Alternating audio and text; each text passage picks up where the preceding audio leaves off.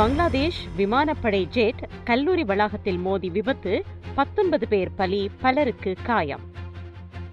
பங்களாதேஷ் விமானப்படையின் பயிற்சி ஜெட் விமானம் ஒன்று திங்கட்கிழமை தலைநகர் டாக்காவிலுள்ள ஒரு கல்லூரி வளாகத்தில் விழுந்து நொறுங்கியதில் குறைந்தது 19 பேர் கொல்லப்பட்டனர், 164 பேர் காயமடைந்தனர்.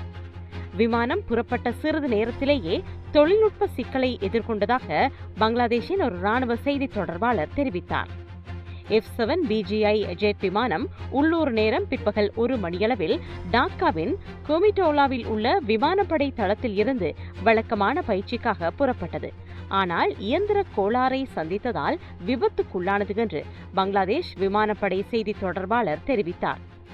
விமானி மக்கள் அடர்த்தியாக வாழும் பகுதிகளில் இருந்து விமானத்தை திசை திருப்பும் துணிச்சலான முயற்சியை மேற்கொண்டார்.